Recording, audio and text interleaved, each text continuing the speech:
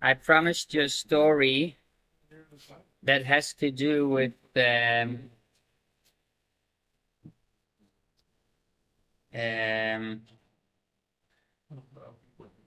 see.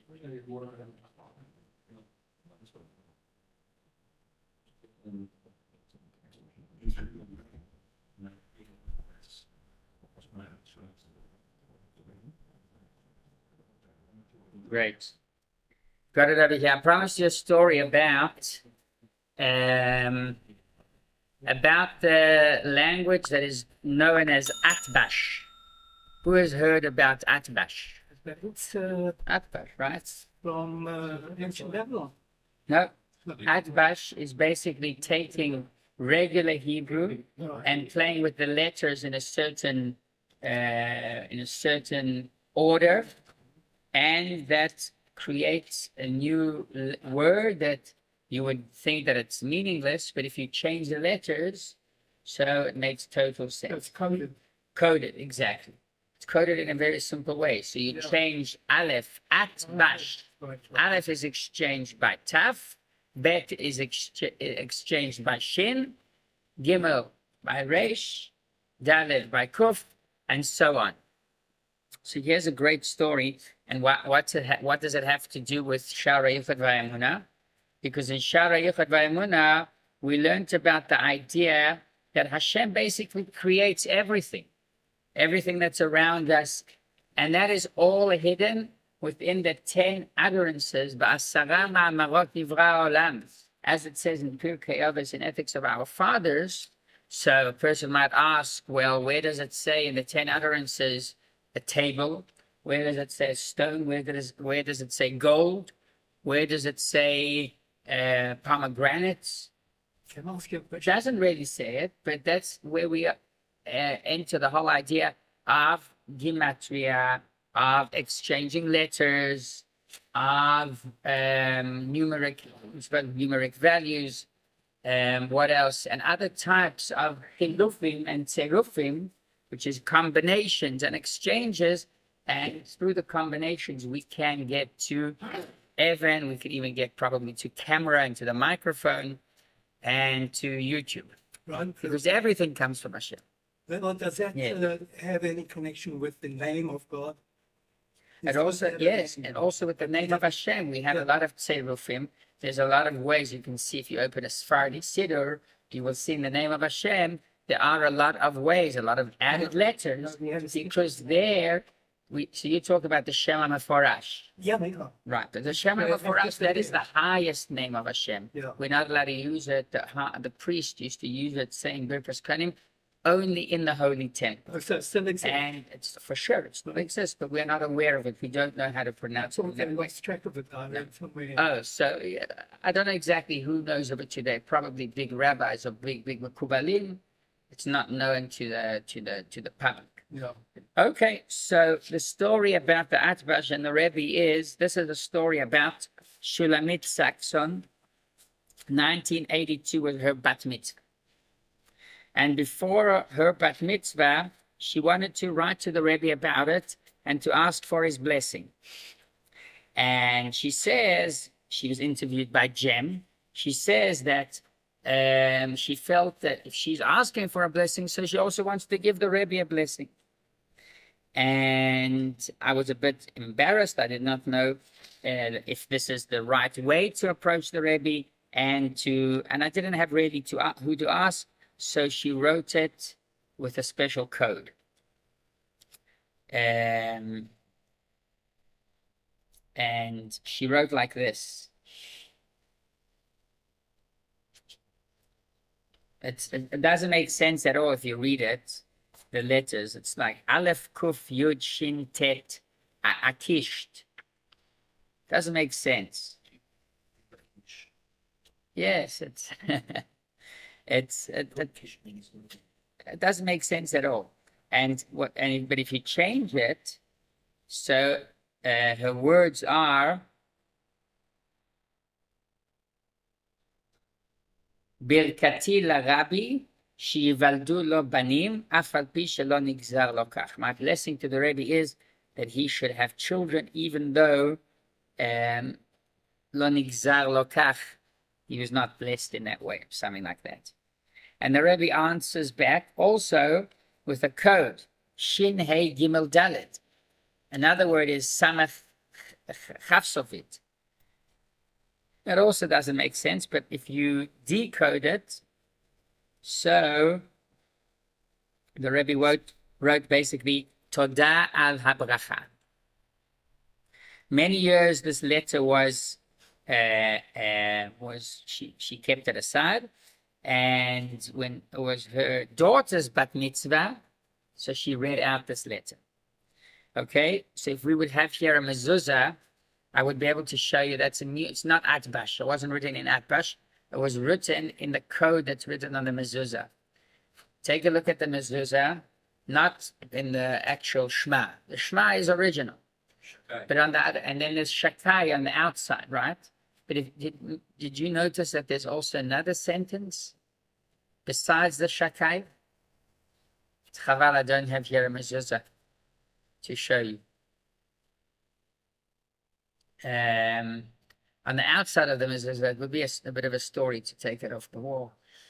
On the outside of the mezuzah, maybe next year, there's also a sentence, and that sentence is also written in a code, and the code is that you extract or you add one letter. You add one, which means if it's a shin, you exchange it by taf. If it's a taf, add one, I'm back to aleph. If you are aleph, it means bet. If you're bet, it means gimel, dalet, and so on. So the aleph base has plenty of codes that you could use. But that was the code that we use on the mezuzah, and with that language, she wrote to the Rebbe of Bliss. Back to Tanya. So, Rabbi, what would be the advantage of that? Because it makes small the audience that can understand it. So in this case, she wanted the audience to be small. She didn't, because she did not know if this is the right way to write to the Rebbe. Who are you to give the Rebbe a blessing on such a personal matter? She didn't want the secretary to see what she wrote. And that's just one example, right? Or if you want to write to your friend something and you want to write it in a code, so you could write it so there you've got a code. There aren't any Sfarim, any books that are written in a code, because the purpose of a book is to get known to the public. But in certain cases, there is room for such a code. And that also alludes to just to decipher very ancient scripts. So interesting. It could be that there are certain things that are written in that way. Probably there are. Yeah. And again, not only that, but when you exchange letters, you are decreasing the light. Right? The light of Hashem that gives life and energy to the Shamayim, Yehi Rakia. So the Rakia is such a great creature or such a great being. So that can contain one full utterance directly coming from Hashem. But an Evan that is small, it cannot contain such an intense amount of light. So that's why the light is reduced until it fits exactly the existence of an Evan. That is the Alter Rebbe. That is chapter 1. The Rebbe can read that as normal, right? So, yes, I think that after you knowing that that's a letter, that that's a language, if you would get a sentence that would not make sense, you would try and figure out the code. What are they trying to say here? So, but the Rebbe definitely knew. It's not. Okay. Yeah. Okay. Okay. Chapter 3. We ended chapter 2 talking about and explaining the idea of La'olam Hashem Dvar Chanitzav Bashamayim. Forever Hashem, your word exists within the sky. Not only accepting it as a general Torah from the Baal Shem Tov, but actually understanding it and trying to make it close to our understanding. And over there we learned about the idea that the definition of the world, or the starting point of the world, in Hebrew we call it Bererat Mechdal. The default of the world is that it does not exist. That is our starting point. There is no self-existence. There is no existence at all. That is the default. At the very beginning. At the beginning, and not only at the beginning, but also now. The default of the world is that it does not exist. And in order for the world to exist, Hashem constantly has to bring life and recreate the world every single moment. Like we say in davening, HaMechadesh b'tuvo b'chol yom tamid ma'aseh b'reishis. Every single moment Hashem is recreating the world. And why is it so important? And there the Alter Rebbe brings, take for example, the proof that the Alter Rebbe says, take for example miracles. So the miracle of Kriyas Yamsuf, of splitting the Red Sea, that is known as the greatest miracle, or we can say one of the greatest miracles ever. And what the Rebbe speaks about, the Alter Rebbe here says that in the miracle of Kriyas Yamsuf, Hashem had to make sure that that wind was blowing the entire night. What happens if the wind would stop at 12 o'clock? So the water would basically go down to its starting point, to its default, which is to stream, to flow downwards, and therefore to wash whatever comes across. So as they cross. So in other words, the miracle that Hashem did over here is a constant miracle. Yeah.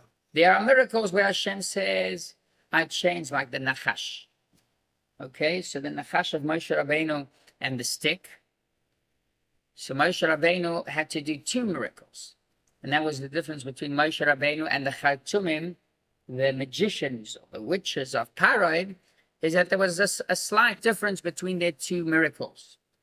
Moshe Rabbeinu, when he went there with Aharon, so they changed their staff into a snake.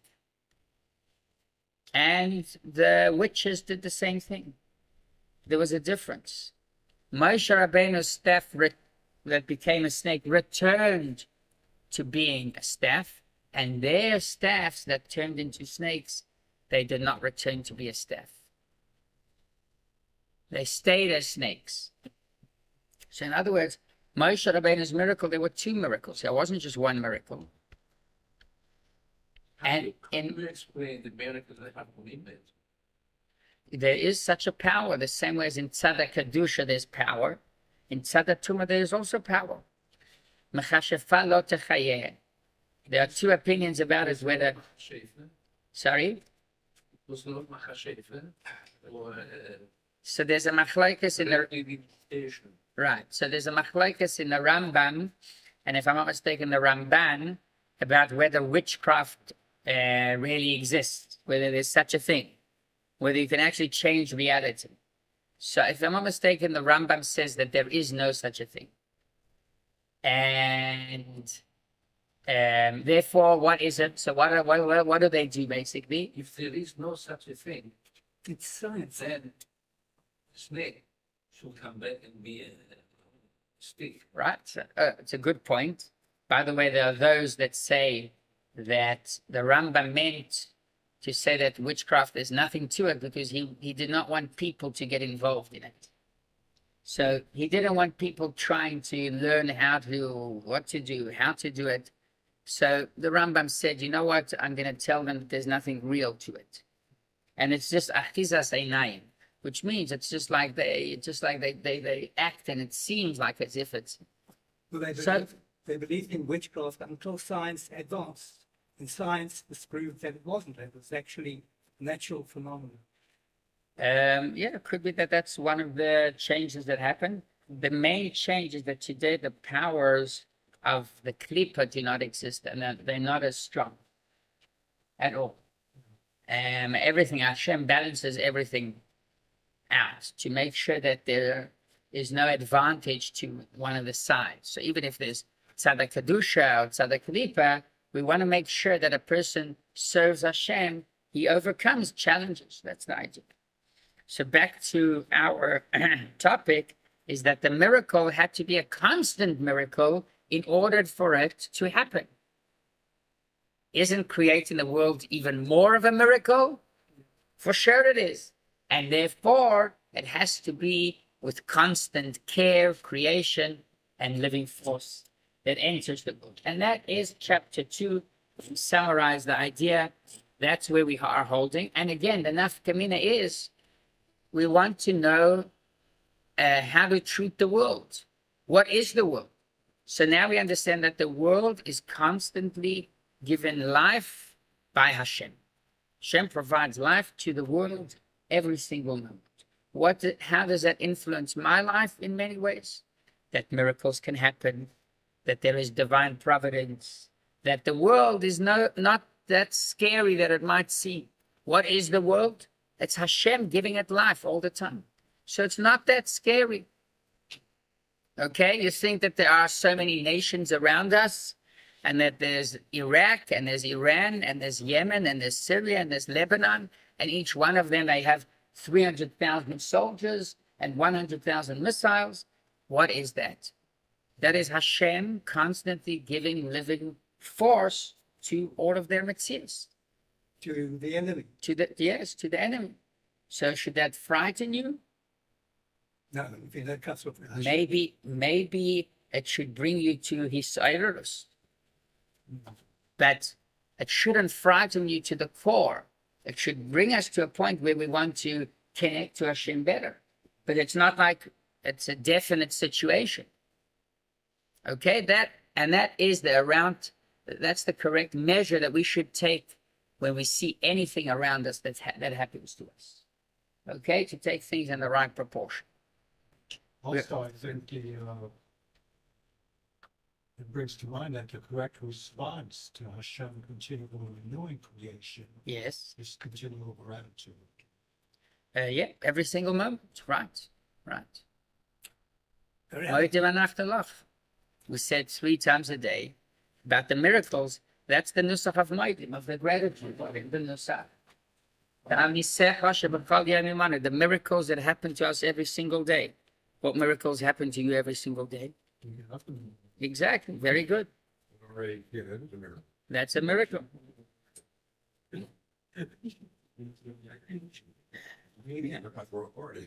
Right?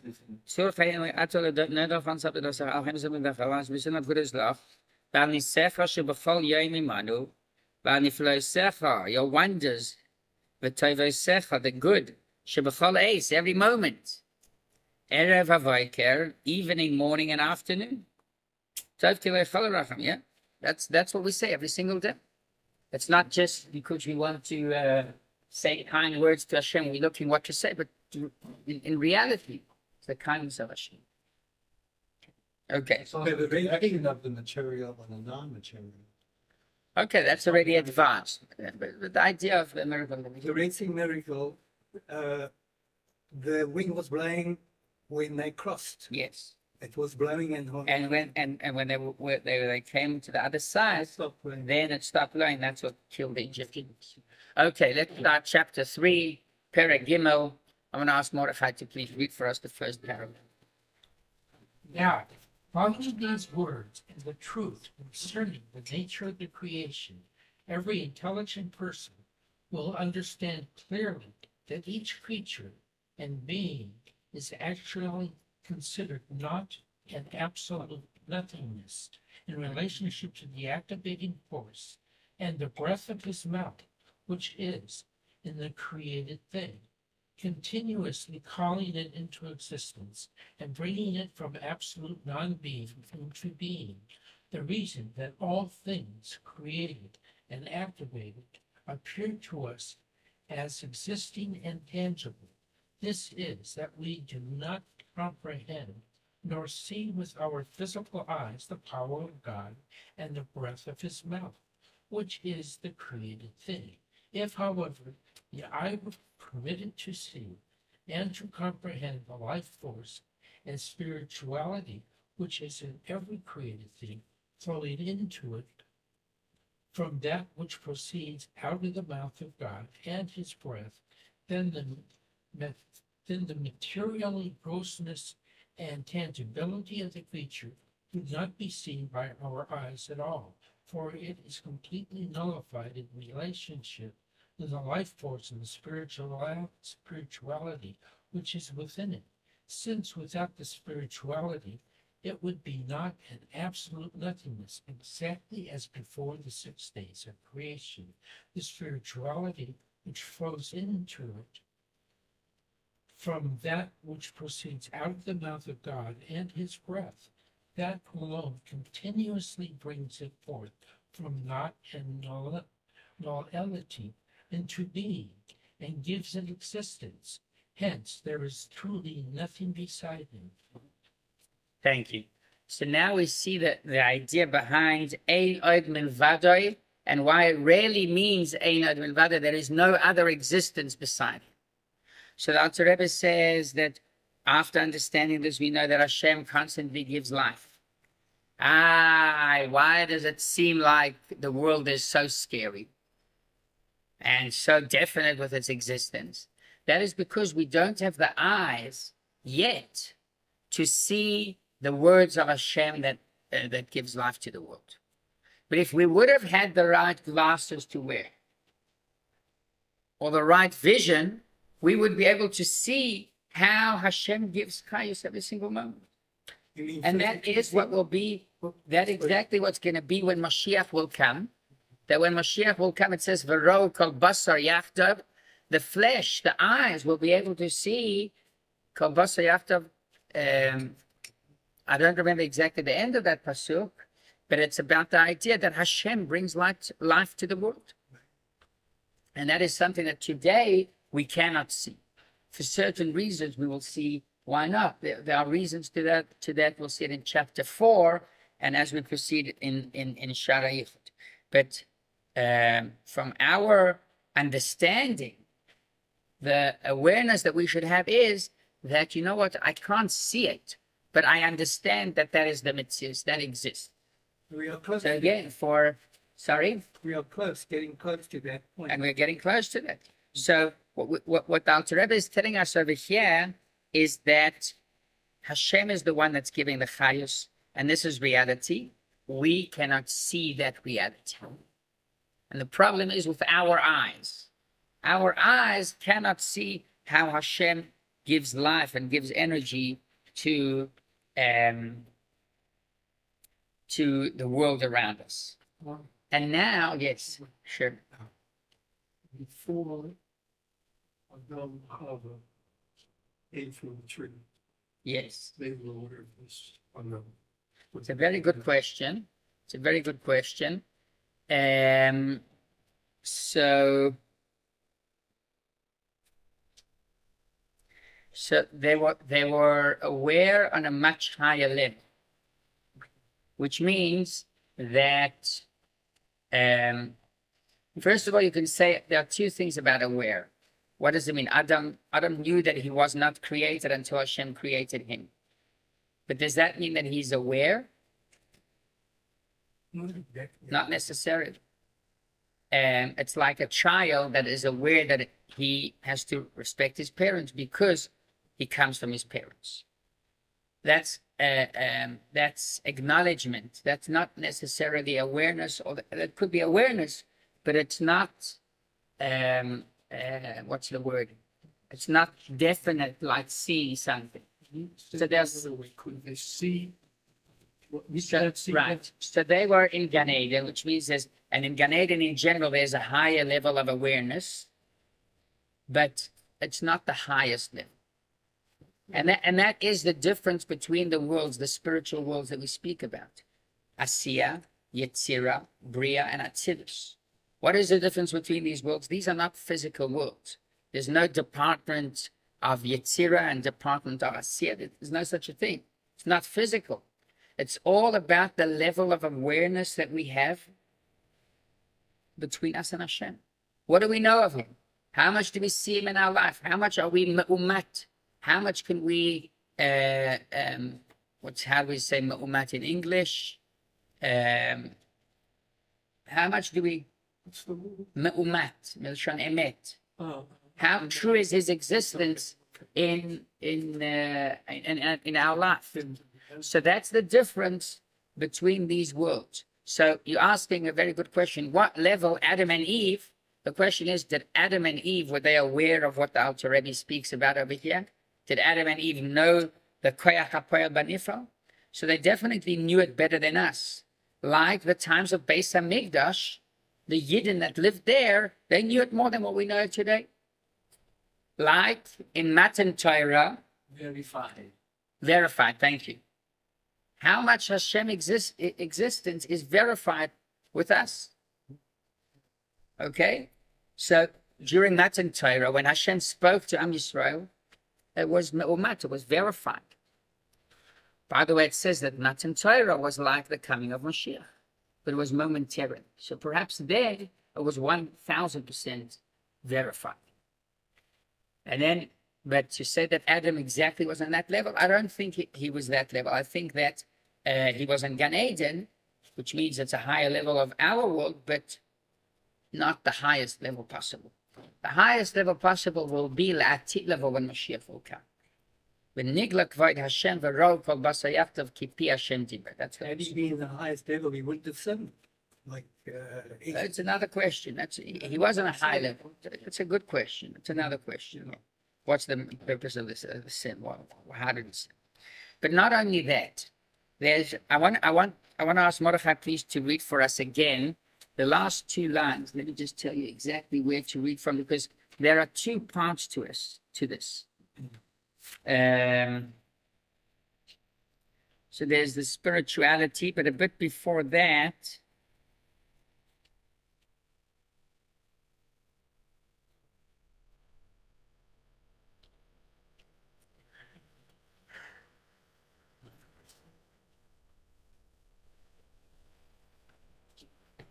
a line before that. This is 4 lines from the end of the paragraph. Sins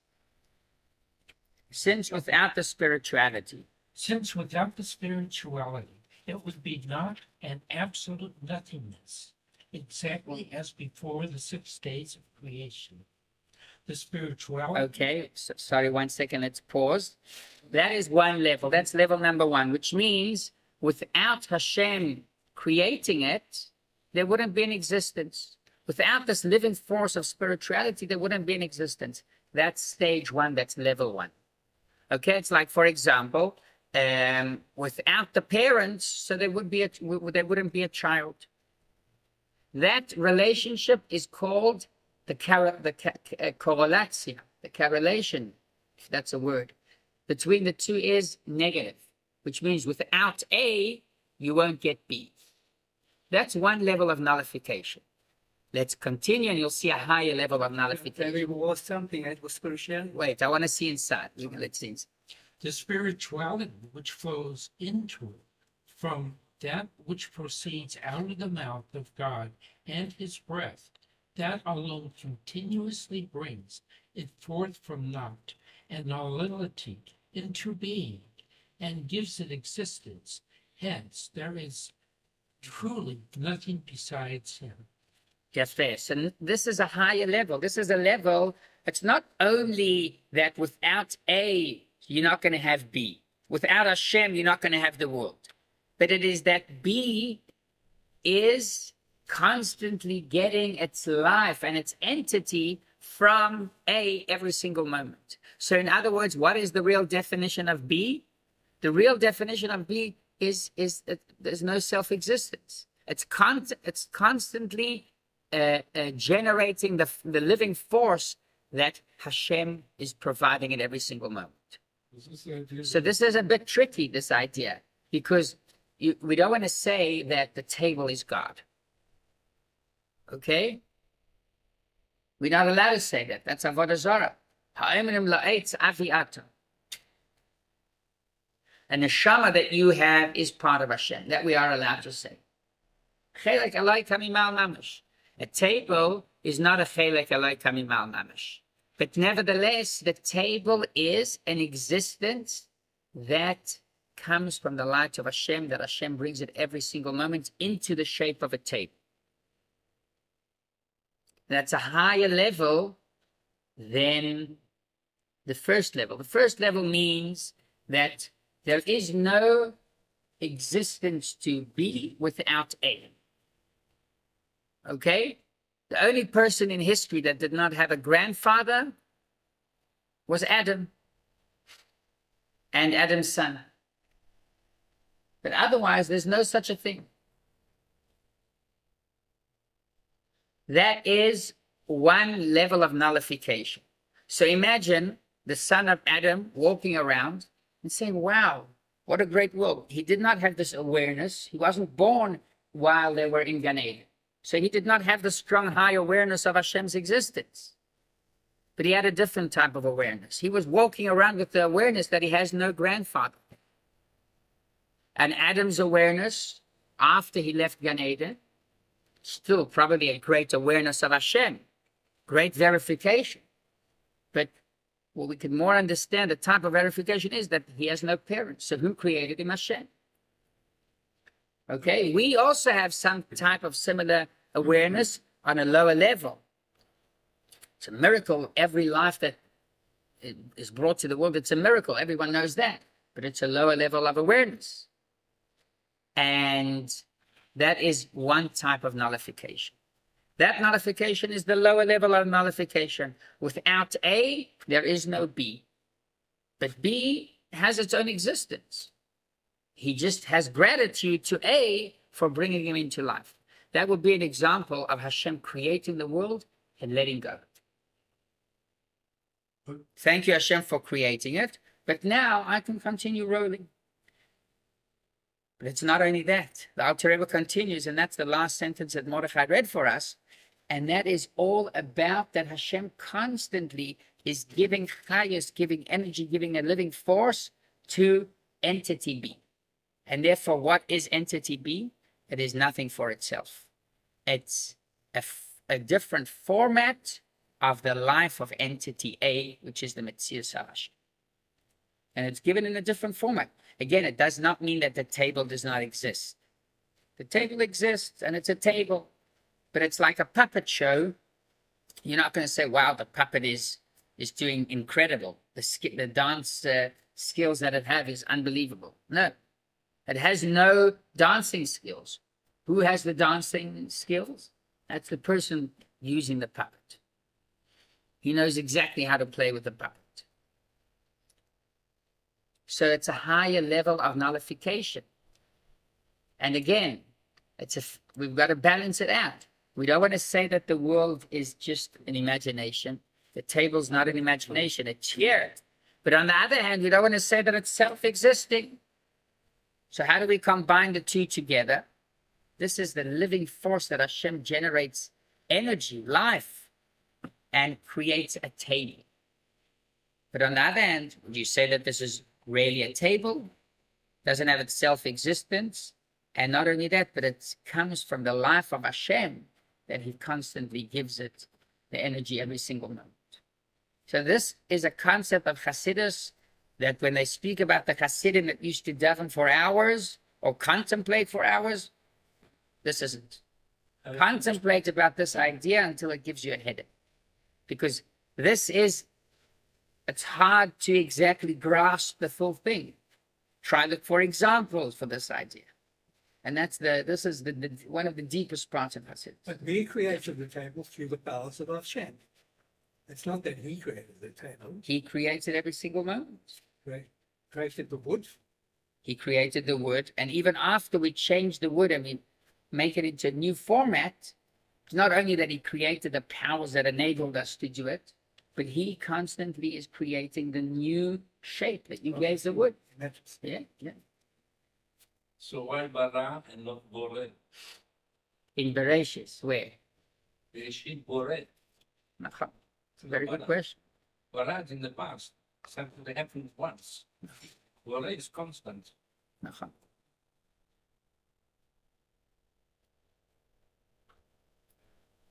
Perhaps because he's speaking about the beginning. He's speaking about the order of the creation. Nevertheless, we are saying that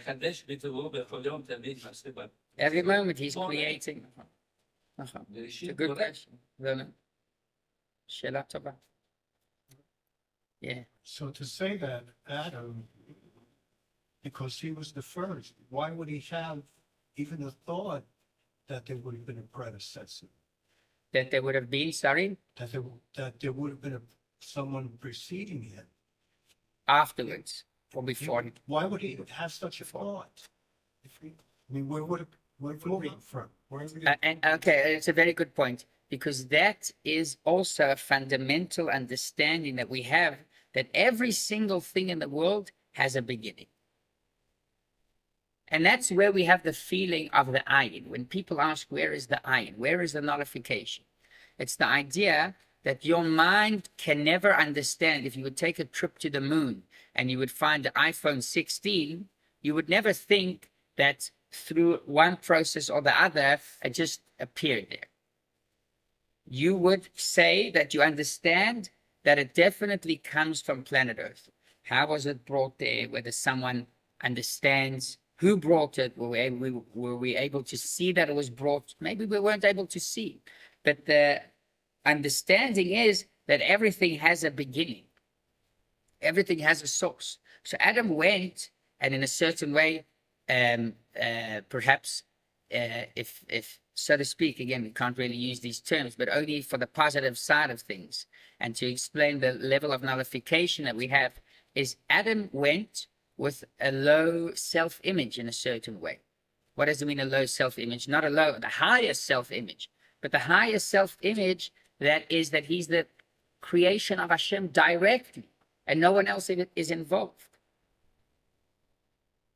Other people would have a low self-image if they wouldn't know that Hashem is involved. And that's what we said, like David Hashem Oide V'yishi, Hashem has me, and it says, Ki avi ve'imi azavuni v'Hashem yasfeni. My parents left me, and Hashem, he's the one that collects me. So Adam was going with that thought constantly. King David as well. Rabbi. And that's why it says many times. So again, it's a good question. And in your question, we can see how it's common, and that everyone asks, where's the source to this idea? Where does it begin from? Science necessarily does not ask that question. They deal with the matter from now onwards. Doesn't matter to them where it comes from, even though sometimes they try to look for that as well. They want to see the source of things. And the Rabbi saw that as a proof and as a sign that we're coming to the moment of closer to Mashiach. Why? It's because the science is looking for the one, for the atom, or for today they even have smaller, hiyuli, all right, smaller things than atom. What? Quarks.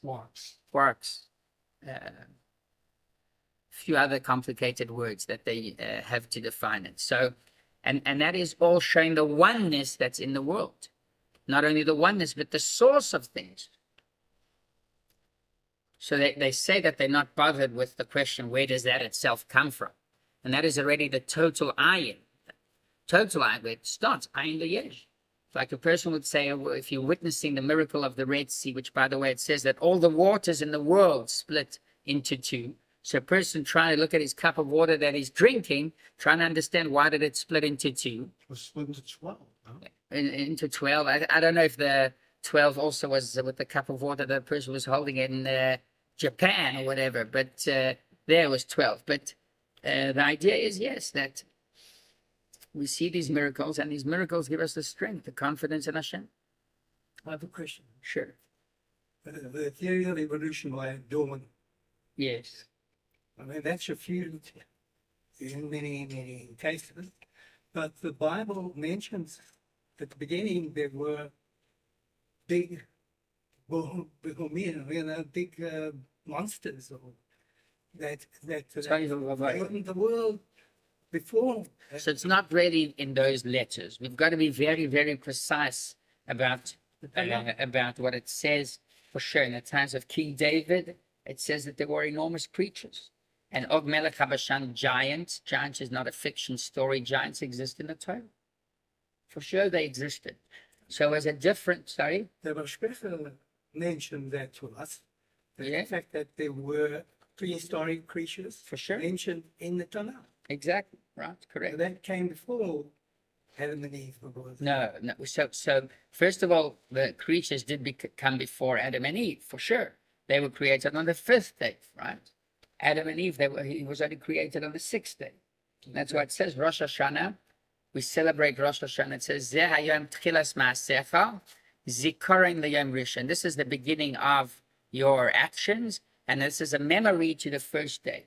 Is Rosh Hashanah the first day of creation? That's what it says. No. No? Rosh Hashanah is the 6th. That's when Adam was created. Oh. Chaf Hei Be'elul, the 25th of Elul, is the day of the creation. So that's why we are in Rosh Hashanah, we're celebrating two things. We're celebrating Zeh and Tchilas Ma'asecha because the purpose is the creating of humans. But Zikaron Yom Rishon, we are memorizing the beginning of creation, which was 6 days before that, the 25th of Elul. So, yeah, for sure, many interesting creatures existed in the past, and okay. And that has nothing to do with the theory of evolution. It's not, evolution suggests a different way of creation, that it's sort of evolved by itself. And the idea that it's by itself is totally false, because the Torah says that the world was created by the words of Hashem, and it was created within days.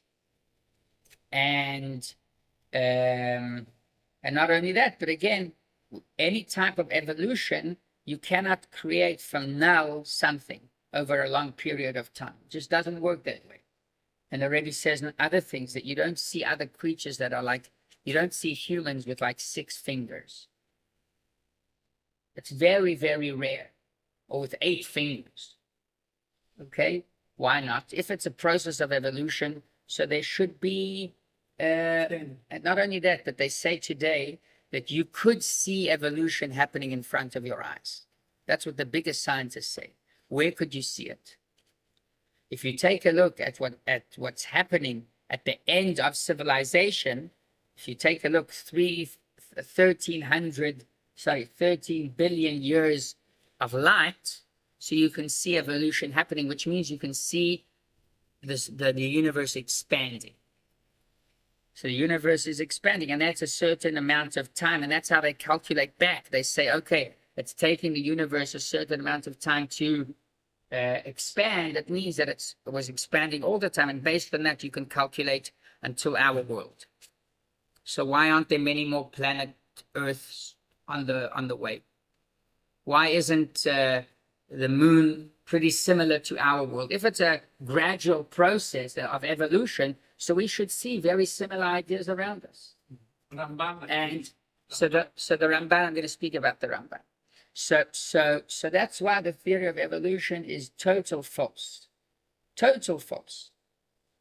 There is one side to it that, and this is B'zchut Yaakov Meir, and this is, and there is an idea of that we could borrow the idea of evolution and bring it into the Jewish idea of evolution. There is a Jewish idea of evolution, and that is the Ramban at the beginning of the Torah. And the Ramban says that the entire world was created, but it's not only that. This is how a child is created, okay? Where basically the entire world started off as one very dense dot, okay, so to speak. And slowly but surely, there was more planets, more creatures, and plants, water, animals, and humans. And that's the idea, that it wasn't like, okay, Hashem said, let's just create the earth. It was all created on the first day, in other words. And it's also an idea in Chassidus. It's brought in Ethics of Our Fathers. It says, Ba'asara ma'amarot, Hashem used 10 utterances to create the world. And it says, the question is, but Hashem could use one utterance. Hashem could say one word, and that's it. The answer of the Mishnah is, Kedei latet sachar, to give a reward and punishment. That's why it was done in 10 ma'amarot, 10 utterances. And Chassidus says that when the Torah asks such a question, when the Mishnah asks such a question, Haloi b'maimar echad yachal bares, the world could have been created with one mimer. It means that in a certain level, in a certain perspective, it was created with one utterance. And what is that? That is the Maimer Bereshis. In the beginning. When Hashem said in the beginning, that already created everything. It's in a different format of what we know today. And slowly Hashem had to. So by Yom HaRishon, Hashem created light. So Hashem said, okay, out of this dense nekudah, out of this koyach ha'hiyuli, this one dot, I'm going to create sky, light, seas, fish, trees, animals, and so on. And that's what. It has nothing to do with the idea of the time. The time it's not connected. There's no way to prove the time of things. And that's why in many cases science cannot prove, they cannot, even if they use all the techniques, they don't come to the same result with the time. So what does that mean? That it's wrong. So you have a question, how did the, how do you say, the Yabeshet, the continents, how did they separate? They say that if you take a look, they're still separating. So based on that, you can time the creation of the world. No? Maybe there was an earthquake that caused the separation to be much quicker. You don't know that. And again, the most important thing is that there still is Hashem that has to give force to such a thing. Doesn't answer where's the first Nakuda from. And it doesn't answer how the fact if you would travel to Mars and you would find an iPhone, you would never think to yourself that it's Mars developed in such a way and there's an iPhone. And the world is much more complex than a simple iPhone. Okay. Let's continue to the next. And again, what from the first paragraph, what we learn from that is that there are two levels of nullification. Nullification one is a negative connection, which means without that, this does not exist. That's called negative. Okay? Negative is that without Hashem, so the world does not exist. Without A, B is not here. That is the lower level of nullification. Then there's a higher level of nullification. We're not talking about negativity. Without this does not come to life. No? This itself, the existence of the world, is just the hemshech. It's a continuation of Hashem's light. And now we can see a parable to this idea. Chanoch, please read for us paragraph 2. So an illustration of this is the light of the sun, which illumines the earth and its inhabitants. This illumination is the radiance and the light that spreads forth from the body of the sun and is visible to all as it gives light to the earth and the expanse of the universe. Now it is self-evident that this light and radiance is also present in the very body and matter of the sun globe itself in the sky. For if it can spread forth and shine such a great distance, then certainly it can shed light in its own place. However, there is in its own place, this radiance is considered naught and complete nothingness. For it is absolutely non-existence in relation to the body of the sun globe, which is the source of this light and radiance, inasmuch as this radiance and light is merely the illumination which shines from the body of the sun globe itself. It is only in the space of the universe under the heavens and on the earth, where the body of the sun globe is not present, that this light and radiance appears to the eye to have actual existence. And here the term yesh, existence, can only be applied, losing the line, it can only be applied to whereas in its source, in the body of the sun, the term yesh, existence, cannot be applied it at all, and it can only be called naught and non-existence.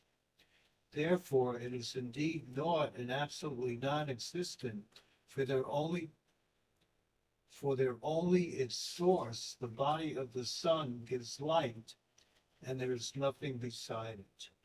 Yishar Koach. So this is a parable, a very famous parable that is brought often in Hasidus, and this is the parable of the sun and the sun's light.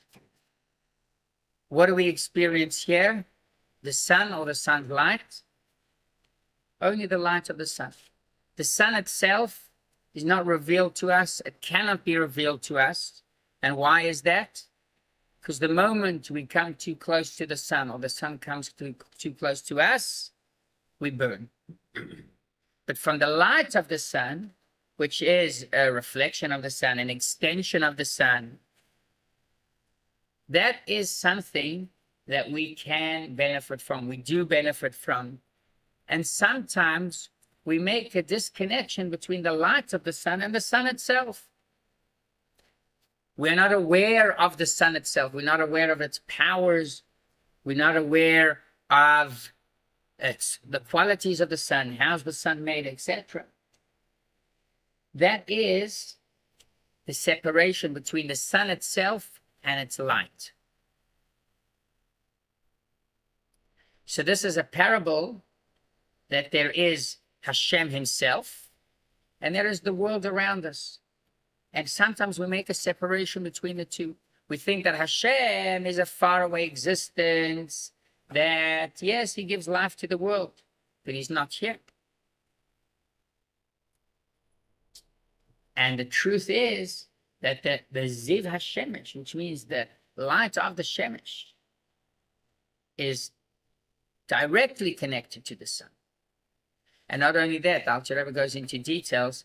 Would we say that within the sun, the light of the sun also exists? The light that we experience here, does that exist also in the sun? Definitely. If it comes from the sun, I mean, it has to exist there. But there, it's not the same type of existence. It's much stronger. So in other words, the same thing is with the world.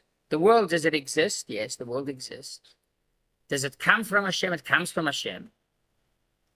But it comes from Hashem, and not only that, it's within Hashem's existence in the exact same way that the light of the sun is within the existence of the sun itself. So, and the question that we're going to have now is, so why aren't we burnt? If we say that the world here is exactly like the sun, the light of the sun that's within the sun, and this is the idea of the existence here in this world, so why don't we feel it? We should feel it. Why don't we feel it? They all feel it. Correct. That's the answer. But the chapter ends with the question. Why don't we feel it? What is the idea behind it? So again, what is the parable? The parable is there's the sun and there's the light of the sun. How do we say Karnei HaShemesh?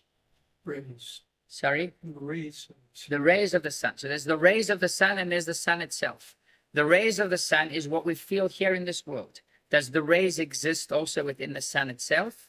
Definitely. Does it exist in the same way that it exists over here? Not at all. There, it's much stronger, much more intense. So the parable is, the world is like the rays of Hashem. But not the rays of Hashem like it's separated from him, like the sun and us. The rays of Hashem within Hashem's source. Whatever that means. Whatever that means. That's the idea. And then the question is, okay, so why aren't we burnt? If the sun would come for a visit, we would be affected by the rays on a much stronger level. That's when the mother comes. Theories today, scientific theories of what goes on in the sun, how it works, and how the atoms jump. Right? And they don't know rays. To the center and back to the surface. They don't know And 100%. how they leave the sun, which is what we feel. Right. So when we leave the sun, we're not really leaving Hashem's existence. It's all within Hashem's existence. And why? It's because there is nothing without Hashem's existence. No such. Okay. If we take this parable and we add to it an odd mitzvah, Why bara and not yourself? If we take this parable and Bara yeah, is yesh mi'ayin. Ken, If you take the parable, the and on milvado is yourself. right? It's transforming something already existing. If we say and on milvado, So why is it something already existing? It's a good question. Why is it already existing? we said and on milvado, we made the example of the sun and the rays. The rains are like, okay. It's a very good question. We'll speak about it next week. Bezrat Hashem, Shar Koach.